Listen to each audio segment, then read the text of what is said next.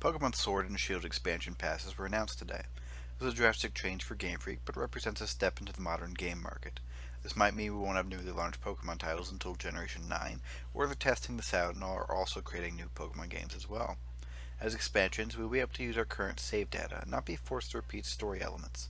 This also means Game Freak doesn't have to reinvent the base game and can focus on new features. This should cut down on a lot of time since a smaller amount of the game needs to be translated and tested, and there's no physical distribution needed. Pokemon Home was also confirmed to launch in February.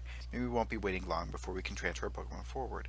We also undoubtedly know Pokemon Home will have a subscription fee, just not how much as of yet. We can propose $5, which is the same as what Pokemon Bank was. Surprisingly, the expansion pass is only $30. Whether this indicates each expansion will have a quarter of the content the base game has, we will find out. The price point does indicate that more DLC is likely across this generation, particularly if it sells well. 2 DLC areas reintroducing old Pokemon and some new Pokemon each year could be their goal. However, the free update will mean you only need the base game to acquire every Pokemon, new and old, through trading, so those uninterested in the DLC content can still play with every Pokemon if they're willing to trade, an avenue I'm sure many players will take. The first expansion is Isle Armor, perhaps giving some credence towards the old rumor of armored Pokemon. A tropic island paradise, I would expect plenty of water types and beach-oriented Pokemon to return, such as Sandygast and Staryu. Psyduck should also return, though these are all unconfirmed. We mainly saw concept art, which isn't too revealing. We did get to see a good amount of islands and different alcoves that we can explore. The gameplay shown, however, is fairly basic. Nothing to give away possible returning Pokemon. The overall story, being focused on martial arts training, seems to be off for the British region, but I'm no expert on the UK region, to be honest. We do have some confirmed returning Pokemon. Blastoise and Venusaur will both return and get a coveted Gigantamax form. Venusaur's flower grows to tremendous proportions, and Blastoise grows a fortress for a shell equipped with gun ports. Gigantamax forms for our starters' final forms of Rillaboom and Cinderace and Inteleon was something I expected originally, and I'm glad to finally see delivered. Rillaboom ends up becoming a rockstar drummer, equipped with several drums. Cinderace gets a truly enormous Pyro Ball, and Inteleon gets a sniper platform with a gun? We'll see how that pans out in the anime. There are also new move tutors and potentially brand new moves. The experience charm is fairly superfluous, as this generation between Canes and Pokejobs reaching level 100 is really easy. Apricorns might not seem hype, but if I can get all the old balls en masse, I'll be super happy. Cubfu, being the central focus of the storyline, based around growth, could see a different type of progression system than just leveling. Remember, Game Freak expects us to have beaten Leon and have high-level powerful teams going into this DLC. Perhaps they have a truly interesting game mechanic for us to try. DLC is a time for potential experimentation. Maybe we will get a fighting-style minigame. Urshifu's 2 forms don't have too much of a visual difference. However, a new fighting water type is greatly appreciated since we haven't had one since Keldeo, with Graploct having getting gypped of the water typing. Perhaps they hope to create a new Lucario, but Urshifu and Cubfu likely won't see as much fan love. Urshifu does, however, get a new Gigantamax form. Urshifu's Gigantamax form could be useful in some of the new PvE raid content we get, particularly some of the harder ones against legendaries and or mythicals.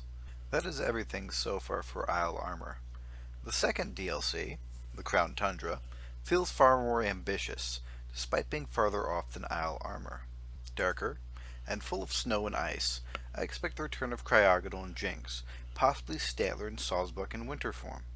The frozen terrain and predominantly landlocked locale has a mysterious aura to it. We may be investigating ancient ruins. Spirit Tomb could return haunting different items as we delve deeper. Alolan Ninetales could easily take up residence on the snowy mountains. Same with Alolan Sandshrew. Ice types are the least common types, so new ice types are a distinct possibility. The temple shown is one of the Regis, signified by the dot pattern. I'm unsure on the color split of yellow and red, or the significance of the giant tree with red fruit. We do also see concept art for the Regis, of Registeel, Regirock, and Regice. Though no glimpses of Regigigas, There are at least two other new Reggie designs, one shown like Dragon, the other Electricity. A whole slew of returning legendaries, it seems.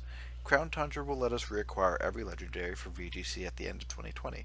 Whether or not we will be able to acquire hidden abilities through raids is something to consider, as most of these Pokemon have not had hidden abilities available for VGC. It's also possible some may have their hidden abilities changed or previously unobtainable, which is not unheard of.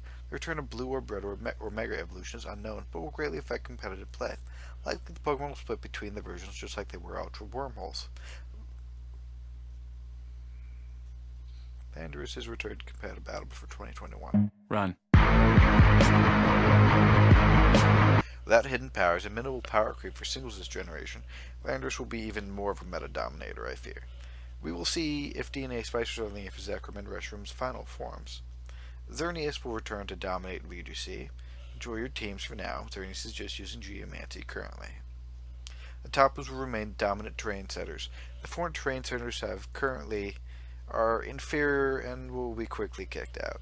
It is possible, though, that Rillaboom's pure grass typing and slightly faster speed will at least differentiate Rillaboom to create a niche. The others are simply outclassed, but do allow for terrains to be used in lower tiers that were previously unavailable. Nebby will also be coming forward, jumping out of the DS just like the bag. Notable legends of Latios, Heatran, Cresselia, Kyurem, and Necrozma are shown, but no Ultra Beasts, confirming that Ultra Beasts are not legendaries.